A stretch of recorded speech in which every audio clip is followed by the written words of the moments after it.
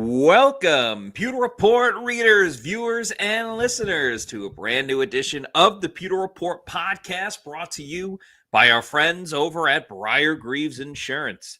Protecting your assets starts with a company that you can count on. So whether it's auto, homeowners, flood, boaters, or business insurance, there's nobody better in the business to work with than the good people over at Briar-Greaves Insurance. For more information, visit briargreavesinsurance.com or give them a call at 813-876-4166. That's 813-876-4166. It is a Wednesday edition of the Pewter Report podcast, but a super important edition because it was day one of Bucs training camp for the 2025 season. We saw the Bucs hit the field, practice for about 2 hours. We spoke to Todd Bowles after, as well as a couple of players.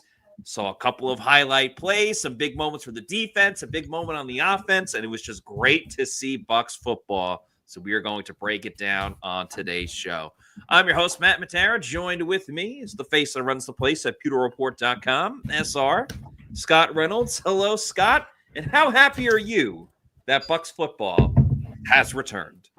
I'm pretty excited. This is, I think, going to be a really fun season for us to cover and for you Buccaneer fans to watch. It's a season full of high expectations, and I think this team has what it takes to kind of rise to the occasion and meet that challenge. And today was a pretty interesting start, Matt, because the last time we saw the Buccaneers take the field, it was day 3 of the mandatory minicamp, and we saw interceptions galore. On that day 2, Baker Mayfield did not have a great day on that second day of the minicamp. And the defense kind of picked up where it left off. Mandatory minicamp. There were some interceptions today. And I'll tell you, Antoine Winfield Jr., he had 2 back-to-back interceptions and looked like he was in prime form. It looked like he had turned back the clock to 2023. And that was the Antoine Winfield Jr. we saw today. Absolute playmaking skills on display. His second interception was just a great read, kind of dove for the ball, picked it off. Baker Mayfield was the culprit there. But the play before was a really interesting play. We're going to try to describe it for you because we were not able to take video during that part of the practice. Maybe Buccaneers.com will put that play up, but it was one of the best plays I've ever seen in practice. It started off with Zion McCollum covering Mike Evans. There was some Galveston on Galveston crime happening today, Matt. Yes, there was on several occasions, but on this one in particular. Yes.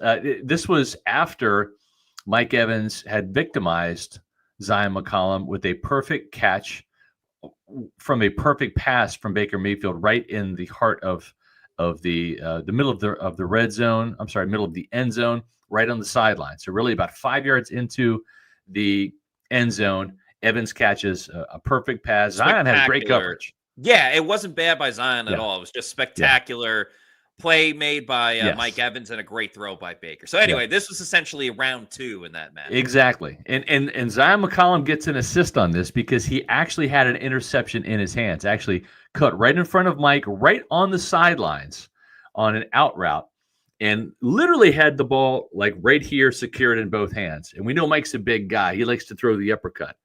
Yeah. And Mike actually punched or ripped the ball away from Zion. Zion had both feet in bounds, right? So the ball goes up in the air. Zion goes out of bounds.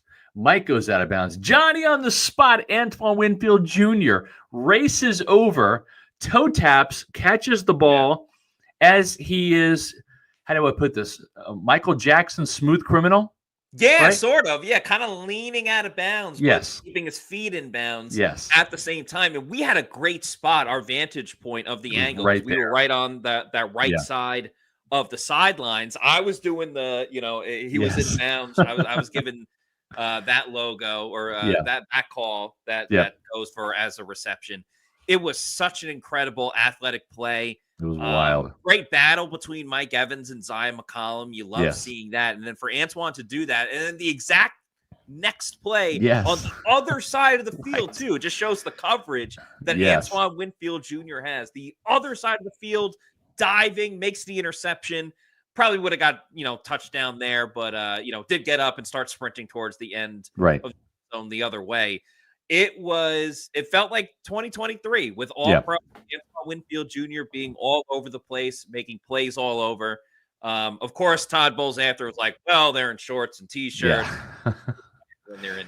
He's not going to give this defense any credit. He is not going to give this secondary any credit until they start doing it in games, really. I think when the pads come on, maybe they'll get a little love from coach, but the defense underwhelmed and disappointed last year. And so it's great that they're moving in the right direction. It's great seeing these takeaways in bunches.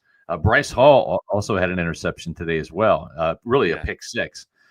Jumping some routes. We're seeing tighter coverage. We're seeing exactly what we wanted to see. Good on good. Iron sharpens iron. Contested catches. Not much cushion. It was really fun to watch today. If you're a defensive-minded guy like I am, to see the defense kind of come to life and live up to its potential. We saw David Walker have a tremendous pass rush, almost knocked 6'9" Lorenz Metz on his ass, and Hassan Reddick was blowing up plays in the backfield. Yes, yeah, and at the same time too, Mike Evans was Mike Evans today. Okay, he was so good today with a couple of catches, just smooth, effortless playmaking type of catches. And again, he saved an interception on Zion McCollum. Unfortunately, Antoine Winfield Jr. sealed the deal. But you're at the point, Matt, where Mike Evans has done this. He shows up in shape, such a consummate pro. I mean, today we were kind of joking. Hey, he's done, right? Bubble wrap him, save him for the season. He's got nothing else to prove. One practice and you're done. Obviously, he's going to practice more. But, I mean, he doesn't really have to, Matt.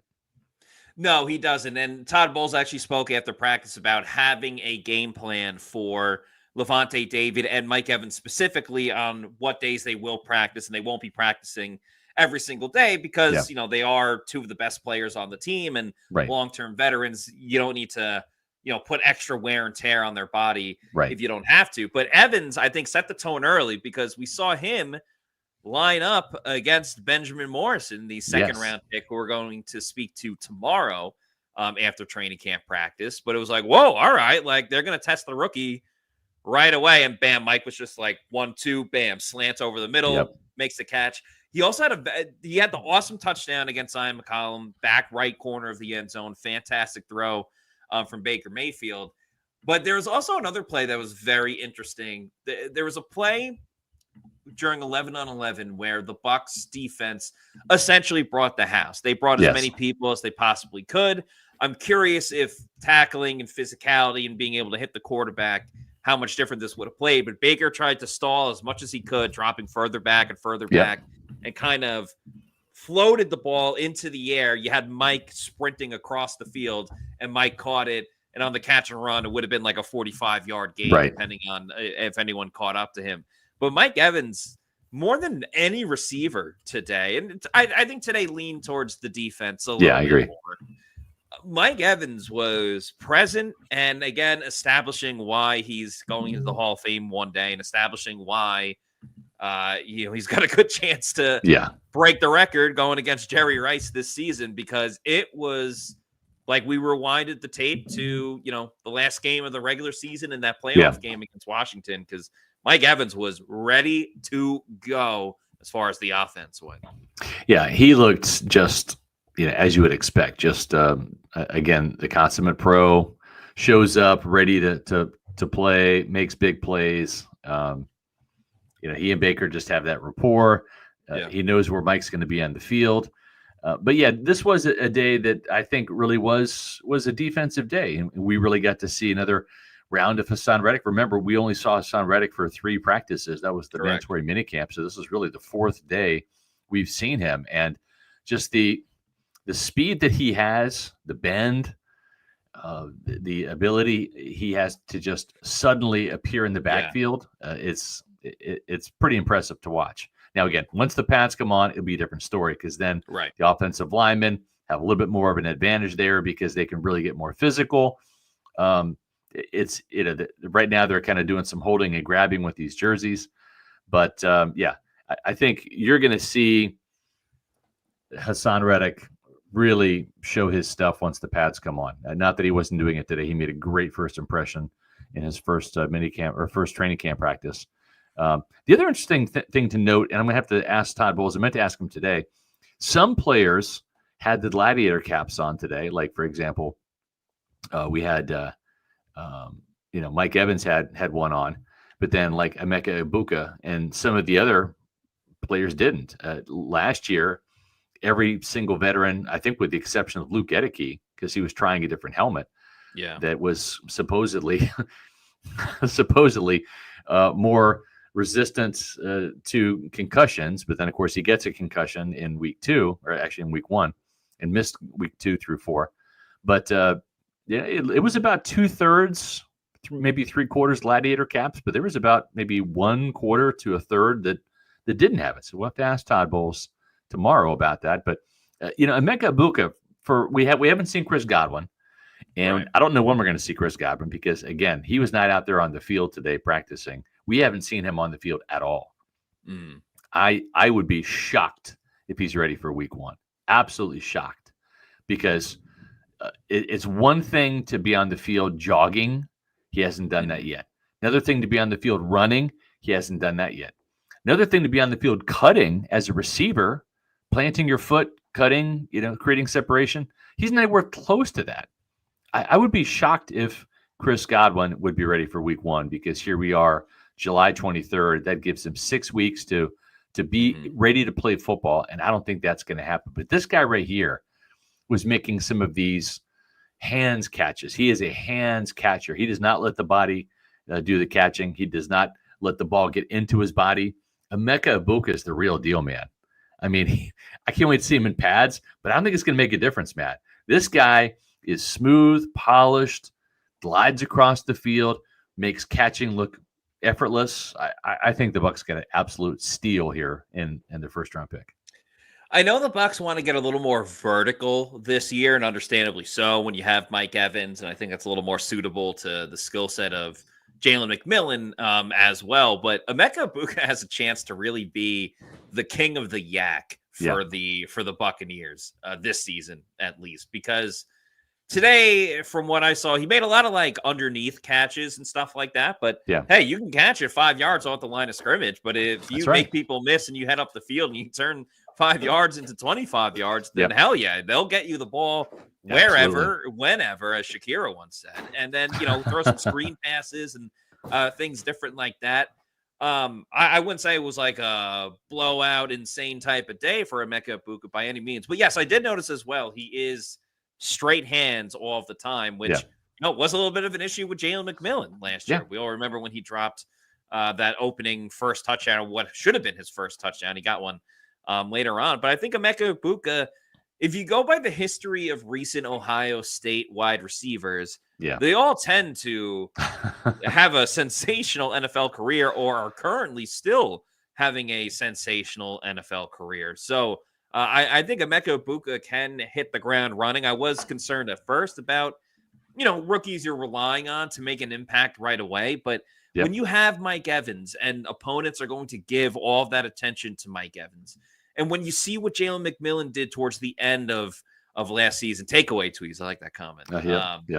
We got to use that. We may have to borrow that. Yes, that was good. Absolutely. But yeah, I mean, with what Jalen McMillan was able to do towards the end of last season, plus you throw in the skill set of the running backs that the Bucs have, Emeka Egbuka is going to get some advantageous matchups, some looks, and different things like that. And then soon, rather than later, teams are going to be like, oh no, we have to put another body on Emeka Egbuka and, take our chances somewhere else, because he does have that first round talent for a reason. And I think we're going to see it shine and in several different ways. I don't think it's going to be just kind of like one big thing that Emeka Egbuka does, which was a little bit like Jalen McMillan. I think he's going to be a contributor in so many different facets of this offense.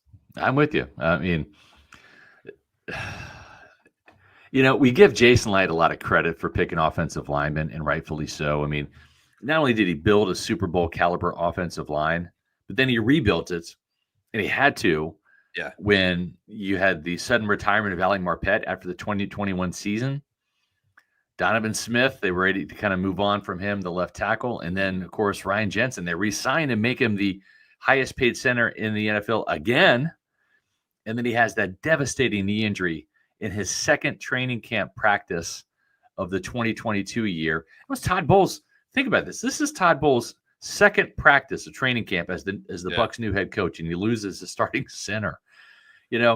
And so all of a sudden, it's like that Super Bowl offensive line, the one that had helped attract Tom Brady, it's kind of blown up, right? Alex Kappa left in free agency. The only guy left from that Super Bowl line just in 2020 is Tristan Wirfs. Yeah. And in short order, he has rebuilt that line with Cody Malk, with Lou Gedeke, with Graham Barton through the draft, Ben Bredesen through free agency, right?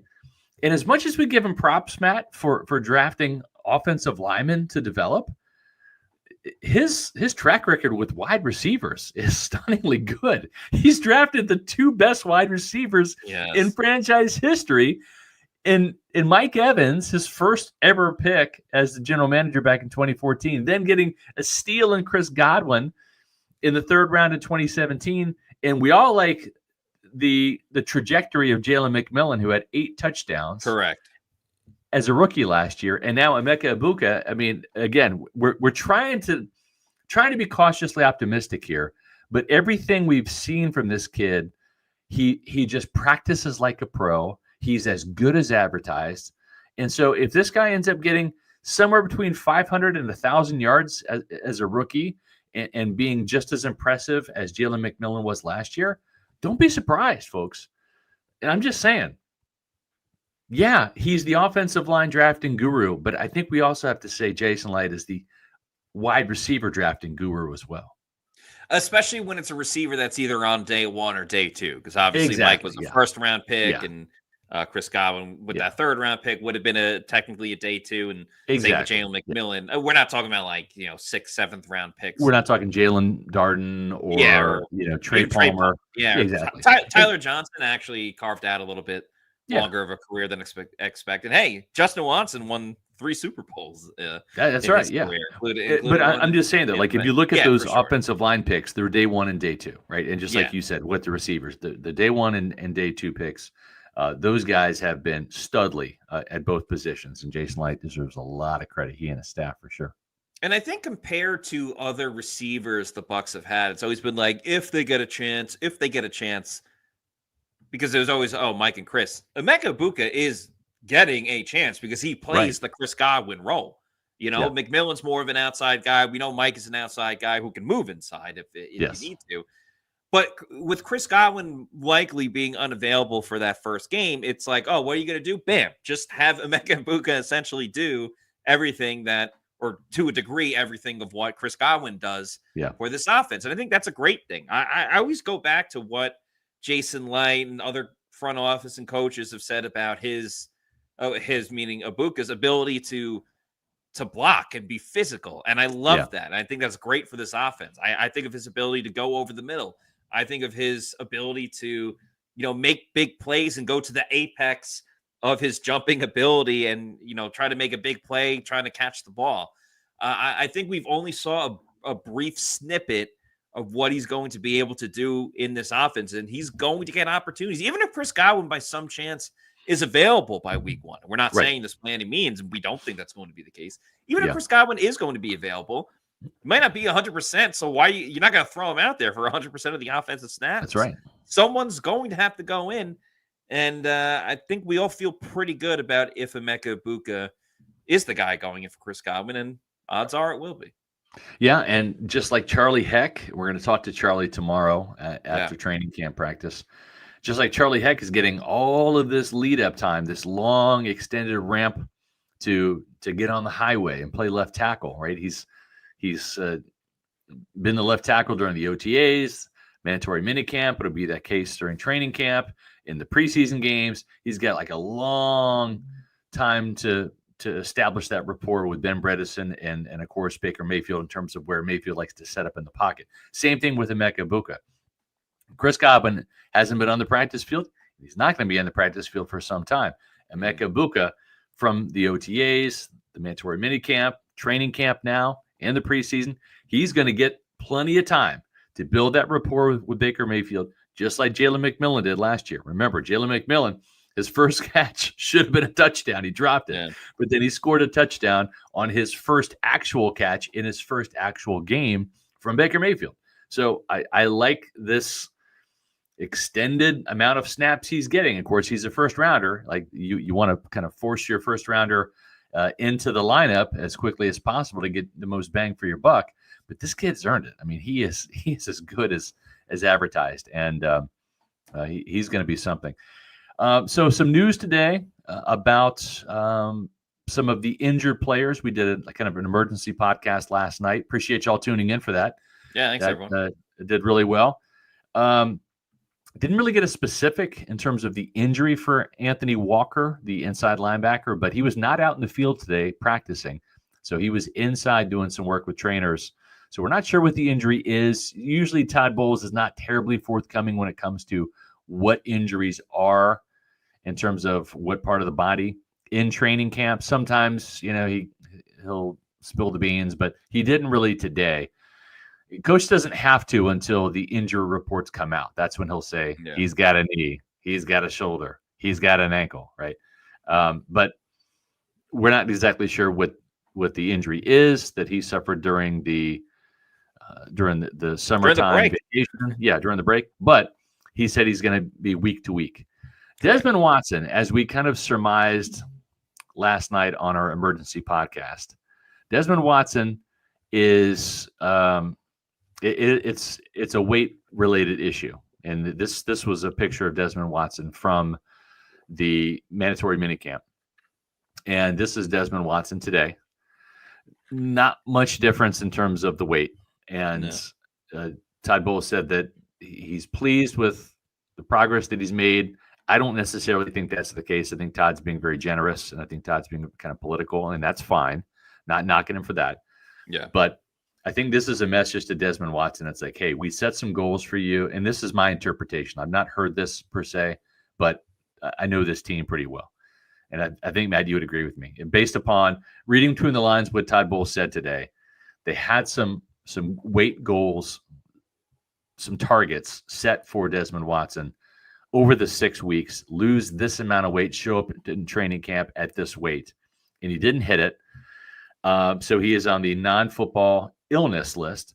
Obesity, it's an illness. And I think that's the designation that they used. We saw him out there. It's not like he's sick.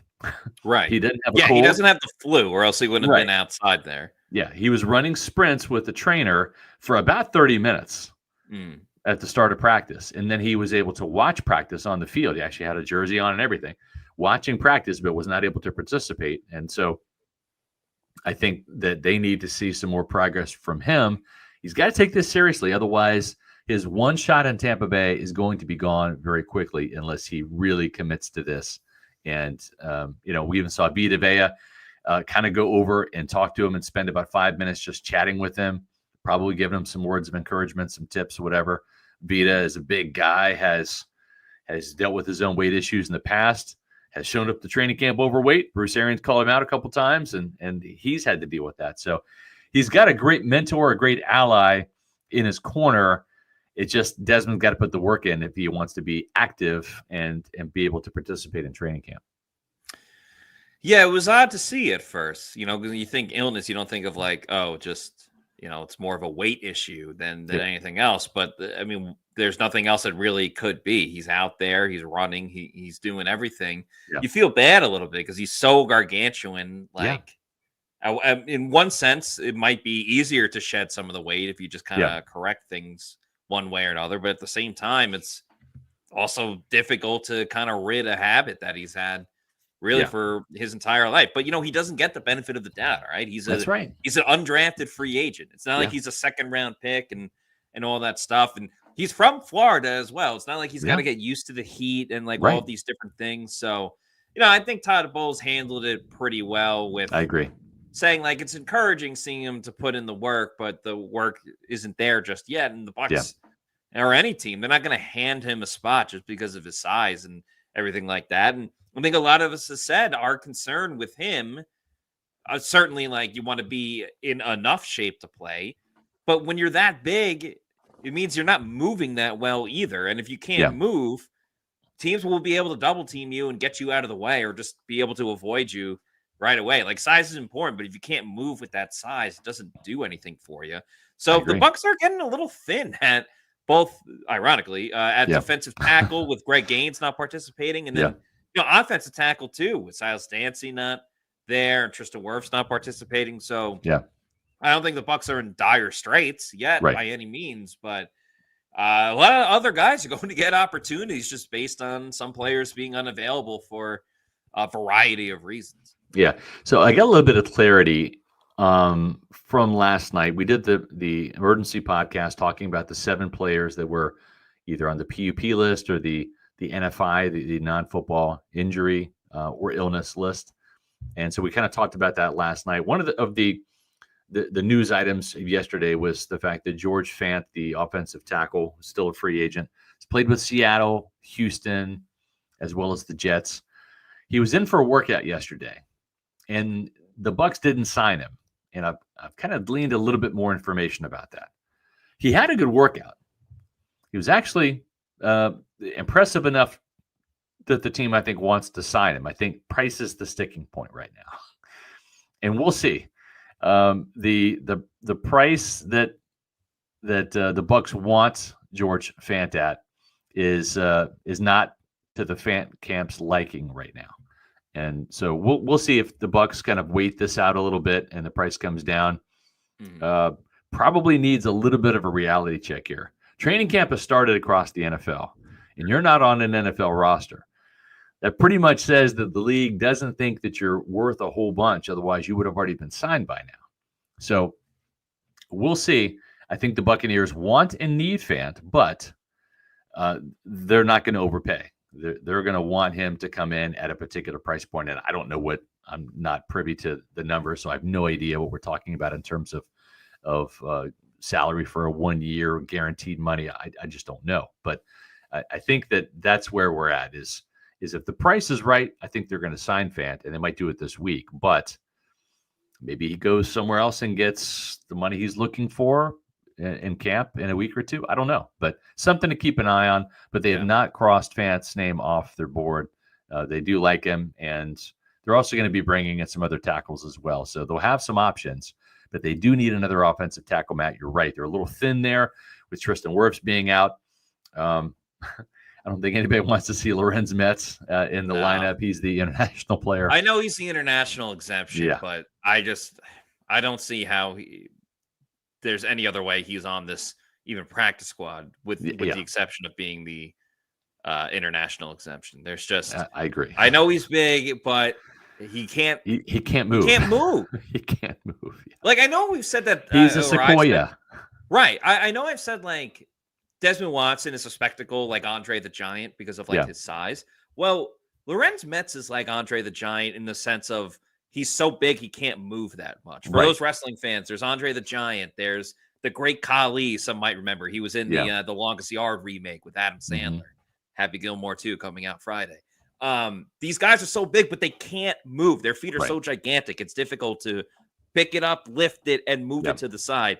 And that's the issue with Lorenz Metz. It made David Walker look great today. But that doesn't necessarily help for the offensive line. And with George Fant, I mean, I'm not privy to all of the other O-line situations around the league, but I don't know how many other teams you're going to get a chance to sign with the team and essentially compete for a starting job, albeit for 4 games, however long Tristan Wirfs is going to be out for, or be the top backup at an offensive tackle position after not being on the team for the entire summer and just coming in. That's not easy to do by any means. So we'll see it happens. If it happens, I hope it happens at some point, because I think Fant can be a positive addition to this team, even just like as a backup. But everything's got to, as Bruce Arians once said, everything's got to be the price is right and the deal is real. So that's right. Well said. I love BA. We'll have to get him on the podcast too. Speaking of coaches, we do have Tony Dungy coming up on August 4th. It'll be here before you know it.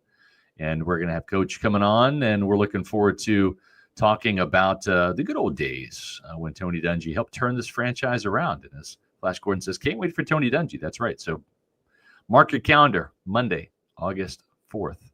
Tony Dungy will be on the Pewter Report podcast. Friend of the program, came on last year, so we're looking forward to that.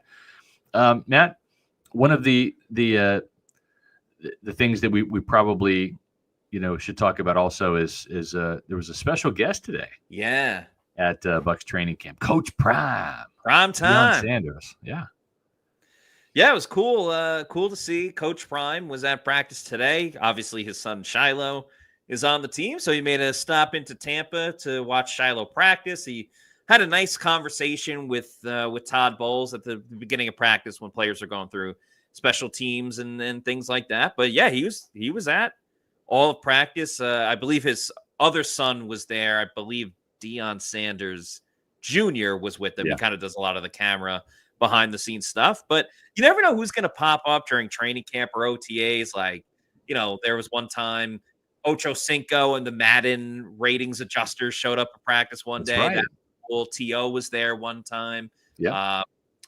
John Cooper and the Lightning were there occasionally. So it's fun seeing these different kinds of guests and people come through. Coach Prime is certainly a different story with Shiloh being on the team, but yeah, it was cool to see Deion Sanders there. I know people feel one way or another about Deion and Shiloh and Shador and stuff like that, but as Coach Bowles said after practice, it was nothing more than a father going out there to see his son practice and play. Yeah, and Coach Bowles has done that before when his son Troy was at Georgia, and I think Troy's now in Michigan, right? And Todd Jr. was with Rutgers for a minute, and he is playing. Now he's at LIU, Long Island University. They actually play the Florida Gators the first week of the season. Wow. So I don't know if Todd's going to make the trip to Gainesville for that one. It might be a little lopsided, but we'll get to see his son play. Yep. We saw Payne Durham today out there, and that's Payne Durham, the receiver, but he wants to be the best blocking tight end that he can be, and probably in the league. That's what he wants. Great interview today on pewterreports.com. It's actually his training camp diary. I interview him and kind of put it in first person. But Payne had a lot of great things to say about Charlie Heck. He really is a Charlie Heck believer. And, Charlie was someone that, he looks the part, right? He's 6'8", 315 pounds, just a big, massive man. And some of the things that Payne had to say were pretty favorable. He said, and I quote, "I love Charlie Heck. He's going to do great things for us. It's super unfortunate what happened with Tristan Wirfs' knee injury. I just felt bad for him. I know the competitor that Tristan is, I know what kind of leader he is, who he is in the locker room and on the field. Just feel really bad for the competitor in him because I know he would give anything to be out there with us. So that sucks for him." This is Payne Durham talking here. But at the same time, I want him to be healthy and worry about his future and be the best player he is and can be on Sunday. So I'm sad he won't be out there with us for the first couple of weeks or months, but I know he'll come back better than ever. But I love Charlie Heck. He's a super good dude. He'll do a good job for us. Very cerebral and smart. It's not often you get a new guy in OTAs and no one has to help him. He was getting the line calls right, and we were hitting the double teams. He's super powerful too. I always like being on a double team with him. We had a few good ones this spring. Tristan Wirfs is a once-in-a-generation player, but Charlie Heck is going to do a great job for us. I really believe that. I trust him in the short time here. He has become good friends with everybody and fits in the room well. I'm excited to play with him. He is a massive human being. So we'll see. I think Charlie Heck is going to be fine for a couple of games with some help from Payne Durham, because that's how Liam Cohen kind of attacked not having Tristan Wirfs out there last year, Matt, was we saw a lot more 12 personnel in the game. Yeah, that is true. Shout out to Josh Capo as well with that story about Charlie Heck and, how the Bucs kind of went about running their offense when Tristan Wirfs wasn't available for that Week 11 game against the New York Giants when they played at MetLife Stadium. And, we could see similar things with Charlie Heck in there as well. Cody Mauch actually spoke about Charlie Heck a little bit too, and the tail end of his conversation about it was that they're not going to lose too much steam with Charlie Heck in there. Now, obviously, nobody compares to Tristan Wirfs, but he doesn't see their offense or their offensive line specifically slowing down just because Tristan Wirfs is out. Everybody wants Tristan Wirfs in there. Now, the interesting thing was Todd Bowles was asked about, how much will this offense change because there's not Tristan Wirfs? And Todd said, that's yet to be determined as we get Charlie Heck some reps. We want to see what he's really good at and what he's not. Whoever comes behind him competing at that spot, we want to see exactly what we can and can't do, whether they're going to require help or less help or a different type of run and pass options for us. Those things will determine themselves in training camp, but it's definitely hard to replace Tristan. And it's just a reminder of why you have training camp right now. And because the Bucs have a month and a half to figure things out, if they know Charlie Heck can only pass block for X amount of time or on X amount of plays or whatever, well, you're not going to run play X, Y, and Z this much. You might go with play A, B, and C more. Also, very much seems like Charlie Heck is going to be the starting left tackle, but Todd Bowles left the door open for other possibilities depending on how Heck looks throughout the rest of this training camp. I thought today he was fine. He was okay. There weren't anything too egregious, no blemishes or stuff like that. But again, the pads aren't on or anything like that. And I think we're going to learn more about Charlie Heck day by day, session by session, and who he goes up against. That might be something important that we track each day. Does he go up against Hassan Reddick a lot? Does he go up against Yaya Diaby? Or is he going against, Marquise Watson, Jose Ramirez? I think that will be something important. And by the looks of today, it looks like he's going to be going up against everyone. Yeah, I agree. And one thing that we track here at Pewter Report TV, our YouTube channel, is how many subscribers we have. And we are less than 300 subscribers away, folks. So if you want to do us a huge favor, subscribe. You can see that scroll down there. Subscribe to our Pewter Report TV YouTube channel. Hit the like button also on our videos. When you do those things, it makes us really happy. And also, when you hit the like button, please leave a comment after the video's debut as well. Because when you leave a comment and you hit the like button, it helps our videos go viral. It helps get them out in front of more awesome Bucs fans like you with the YouTube algorithm. So we're greatly appreciative of everybody who has helped this channel grow by leaps and bounds. This is going to be a fun season. Buckle up. It just kind of got started today. So we got a lot of great video content coming for you this year with our Pewter pregame show again, the Pewter game day show, the post-game podcast. We'll have podcasts during the week, Pewter Pulse episode, Matty Diamonds with the Pewter picks and props, Adam Slavon with the top 10 takeaways, plus more features coming. And we'll have some videos as well from Josh Capo. So make sure you help us get to 20,000. It's going to happen sooner rather than later, but we greatly appreciate the support. So if you haven't yet, go to Pewter Report TV, hit subscribe. It's free. If you want to extend your level of giving to just more than just hitting the subscribe button, you can hit the join button. And when you do that, it will allow you to, become a Pewter Report TV channel member. And you can find the right price point for your budget, whether it's $3.99, $6.99, $9.99, or $24.99. The $24.99 and the $9.99 people, those are our Pewter Premier and Pewter Platinum members. They get a bonus podcast almost every week, except for this week. We're not going to do that because we're having a podcast already on Friday. But typically, we have that Friday podcast for you. We call it our Pewter Insider at 1:30. And that gets you all the latest news that you need right after the final press conference of the week by Todd Bowles, getting ready for game day. So it's a great bonus podcast, and you can have access to that by becoming a Pewter Premier and Pewter Platinum member.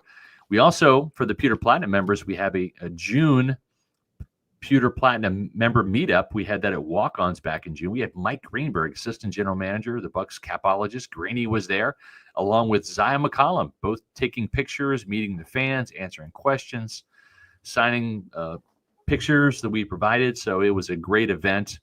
And just a couple of perks that you get in addition to the loyalty badges and custom emojis. So again, my pitch, please find the membership level that fits your budget and help support Pewter Report. What we do with the money we get from YouTube is that's our travel budget. That sends us to places like the NFL annual meeting in West Palm Beach to get you guys the coverage that you want from Todd Bowles' press conference and Jason Lights. We go to the Combine in March. We go to Mobile, Alabama at the Senior Bowl.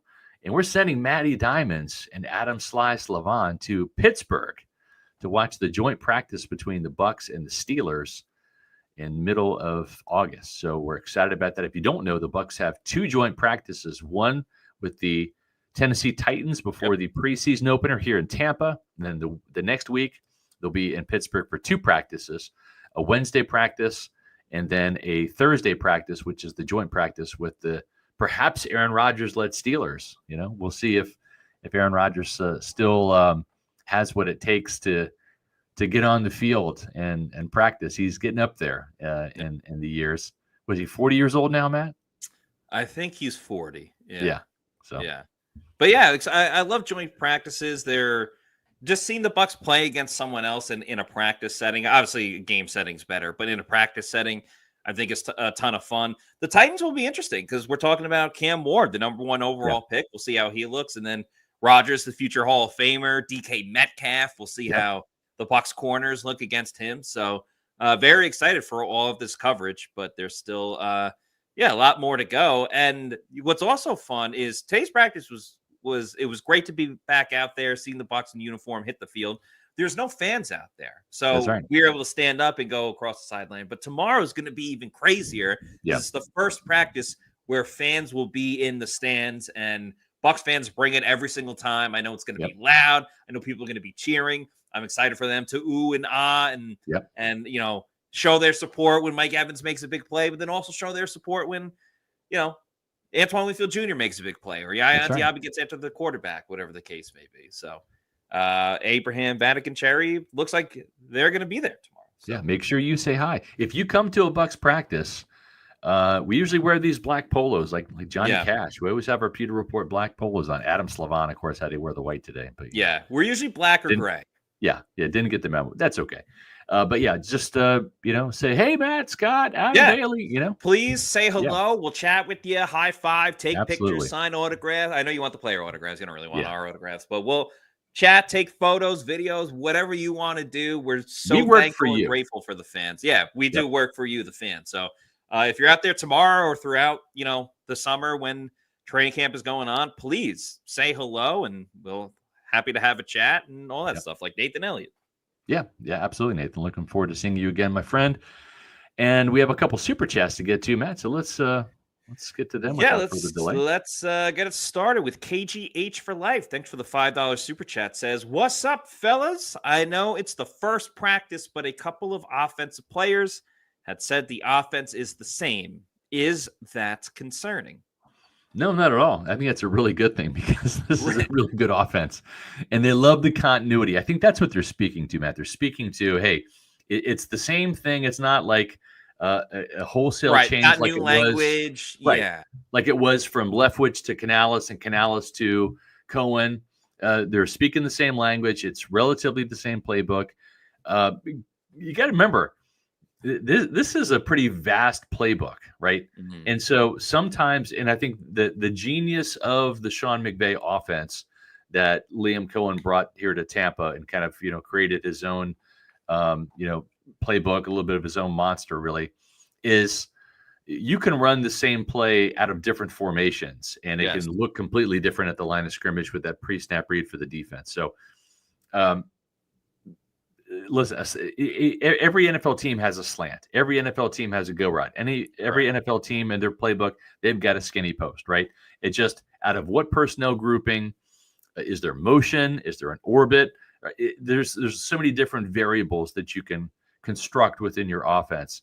So I don't think this is a bad thing that the offense is the same. I think what the players are saying is, hey, we like the fact that it's the same. But trust me, though, there's going to be plenty of wrinkles. Not just with Josh Grizzard's new plays that he's putting in, but also too when he calls plays and kind of the rhythm and the flow of his play calls is going to be different than Liam Cohen's, right? And I think that's going to be helpful too, because you don't want your defense getting a beat on what you're doing. Yeah. And I think the fact that even though it might be relatively the same playbook, but with a different play caller, I think that there's going to be enough of a change up, enough evolution of this offense where it's not going to be just a carbon copy of what happened last year. Right. It's like getting a menu at a restaurant. There are several different options, but if you're at the table with 5 different people, you might get 5 different orders. And so if Liam Cohen picks this thing, Josh Broussard might pick another. And you know That's what? right. This was an offense that scored 30 points per game last season. So right. You're damn right I'd be happy if they look kind of the same, because that's an offense that scored 30 points per game and also has everyone back. So it's not 11 different people trying to figure out a new offense, a new cadence, a new terminology, and all that stuff. It's Emeka Egbuka trying to learn the offense. It's a couple of undrafted free agents trying to learn the offense. Tez Johnson as well, who we'll talk about in a moment, and getting Charlie Heck up to speed. That's way better than just having someone else come in and Baker's got to learn everything and Mike's got to learn everything. So would definitely have this situation with Josh Broussard. But let's keep it moving with Mike Wells. Thank you for this $5 super chat, who says, awesome content, SR and Maddie. Really excited for camp going forward. Really curious how Emeka Egbuka and Tez Johnson looked on their first day. Yeah, we talked about Emeka a little bit earlier. He just looks smooth, professional. he's the closest thing to Chris Godwin that I've seen since Chris Godwin. I mean, he has that look about him. And we even heard, I don't know who said it, whether it's Baker or one of the other offensive players, that like he already has the playbook down. Right. And this was back in the mandatory minicamp. Like he's already got the playbook down. And Tez Johnson is a little bit of a blur. He's got this kind of like quick shiftiness about him. He's probably more quick than fast, but he's got some sneaky speed. And he's a player too that I thought had a really good first day, Matt. He wasn't maybe as dynamic as Emeka Egbuka. Wasn't really running with the ones as much, but I was impressed with what I saw from Tez. And I think that the stunner would be if he doesn't make this roster. I think he will make the roster, and probably as wide receiver 5 and probably as the punt return specialist. Yeah, I think one of his best abilities is making players miss and breaking tackles, and you're not going to really see that this time of the year. He was catching punts early on, and we saw a bunch of people catching punts. Like Rachaad White was in the mix at one point. Jalen McMillan was as well. Egbuka was involved a little bit. Cam Johnson, Trey Palmer as well, and Tez Johnson. So I don't know. I don't think Rachaad White is a serious candidate to be the punt returner. Probably same with Jalen McMillan. Sometimes they're just out there because it's good to practice to have an emergency punt returner. Also, sometimes you're working on, punt coverage and stuff, and then you just kind of need someone back there to catch the ball. So I wouldn't read too much into that. But Tez Johnson is certainly in that category, in that running for that position. He had the big play in minicamp. Ryan Miller had the big play today in terms of the deep ball. He caught the big deep ball of the day. I'm sure we'll see explosive and flashy plays by Tez Johnson. An okay day one for sure. Yeah. And he's not always going to be working with Baker and stuff like that, but it's a very long way to go. Yep. Marshall Walker just signed up to become a Pewter Report TV channel member. Thank you so much, Marshall. That's outstanding. We greatly appreciate that. And we greatly appreciate all of our Pewter Platinum members. We try to remember to give them a shout out every single show.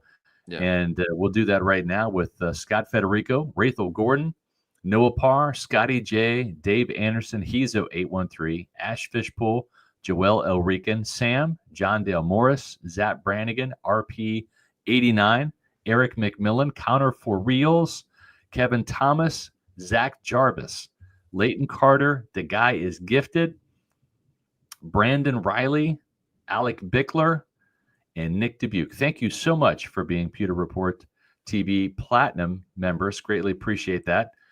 And we also want to thank our new training camp sponsor. Whether you are a USF Bulls alum or just a Tampa Bay area football fan, get to some Bulls games this year. Season tickets are on sale now. They've got a great season kickoff game Thursday night, August 28th against Boise State. And we want to let you guys know to get tickets at usfbullstix.com. That's usfbullstix.com. And that 2025 season again kicks off Boise State at home, August 28th. Homecoming is October 18th versus FAU. It's where my daughter Jillian goes to school. I'll be there that game. Join the Bull Stampede. They'll have individual tickets available as well, but you can get season tickets now.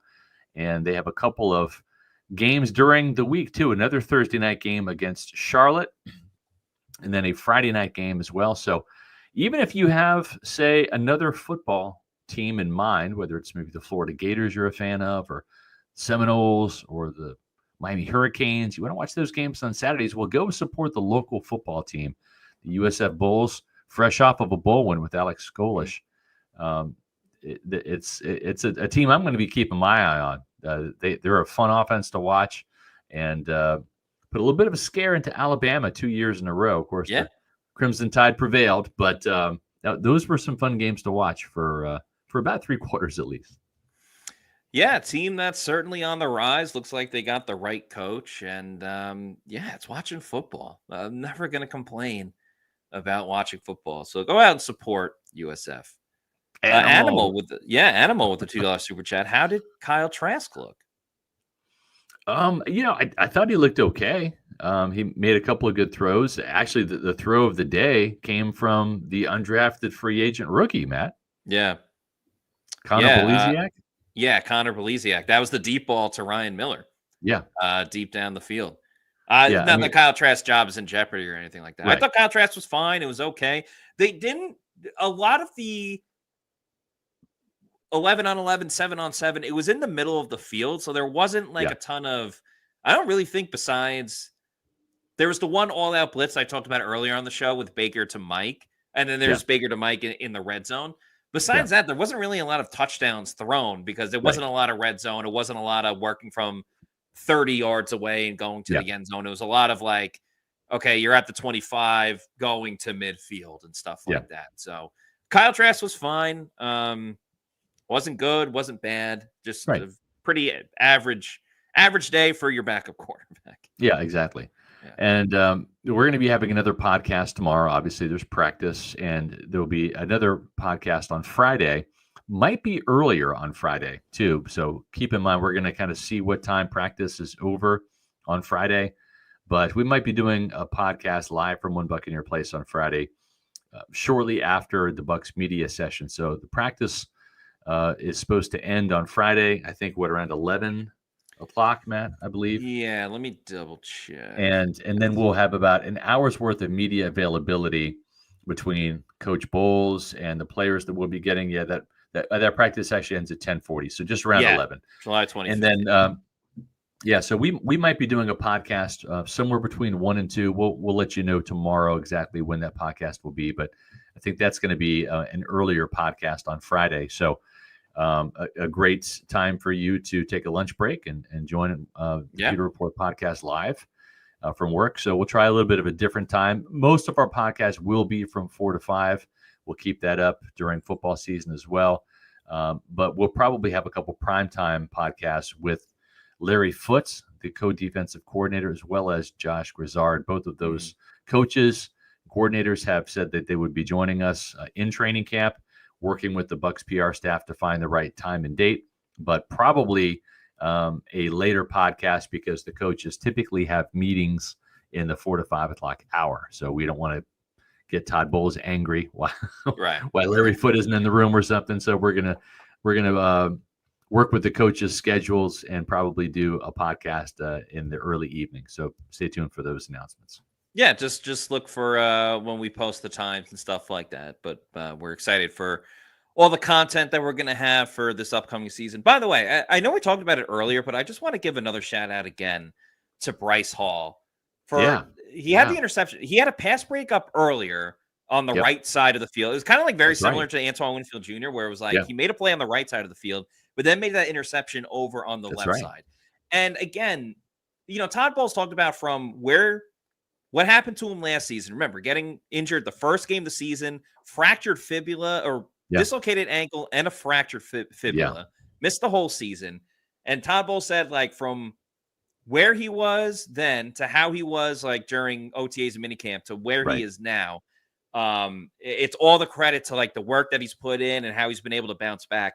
I can only imagine after the pass breakup early on, and he was excited, and then the interception later on.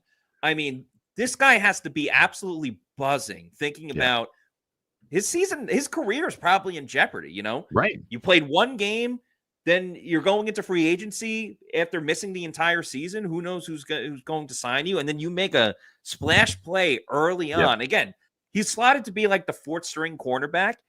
I just think it's so great for him to bounce back the way he did with some big plays. We expected from Antoine Winfield Jr., but for Bryce Hall to make a big play coming back from a really gruesome and serious injury, I agree. I believe he deserves some good recommendation or good credit on that one, because it was a heck of a start for Bryce Hall.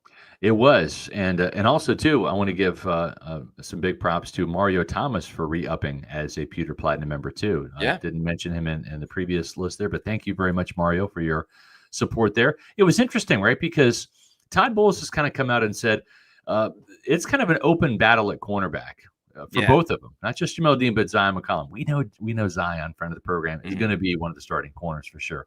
But Matt, we did see Benjamin Morrison take some starting reps. Saw a lot of them, Yeah, we also saw Kendall Vildor taking some starting reps. So I think right now it's a little bit of a kind of like a hydra at the cornerback position, a multi-headed hydra with Zion getting starting reps, Jamel Dean getting starting reps, Benjamin Morrison getting starting reps, and even Kendall Vildor going some reps with the ones as well. And we saw Jacob Parrish start at nickel, and then also undrafted free agent J.J. Roberts was the number 2 nickel today. So we're seeing a lot of new faces in the secondary, Matt. Not that we're surprised by that. No, I like it. I mean, we started the show talking about the Bucs playing tight coverage, which we want to see, and Todd Bowles came on this very podcast and talked about how we might see different looks and different personnel specifically. And through one practice, we definitely saw that. So Todd Bowles sticking to his word right there. Also, shout out to Animal, who just became a new YouTube channel member. We really appreciate that, Animal. That's all. What's that? Legion of Doom, Animal, Hawk, and Animal. Anyway, thank you so much for your support. We appreciate it. Yeah, we also want to thank the supports of Heritage Isles, which is a fantastic golf course up here in the new Tampa area, ranked in the top 3 best value courses in the Tampa St. Pete area by Golf Advisor. If you're looking for a new golf course to try, well, try this one because it's a great value. It's a challenging course.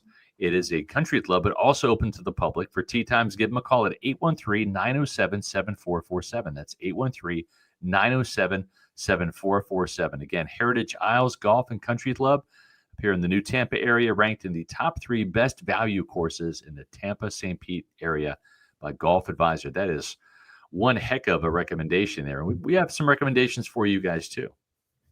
Yes, please. We recommend that you follow us on all of our social media on X, Facebook, and Instagram. We are at Pewter Report, and our YouTube channel is Pewter Report TV. Please like and subscribe. Leave a comment as well about how you feel about this Bucs team as training camp is starting. Tomorrow is going to be a lot of fun too, because we are going to be watching practice again. The fans are going to be in the crowd, so the adrenaline's going to be pumping a little bit more. Also, we speak to Baker Mayfield and Charlie Heck, another player as well. But Baker, always love hearing from the quarterback. And everybody's been talking about Charlie Heck because he's starting at left tackle to begin the season, at least for now.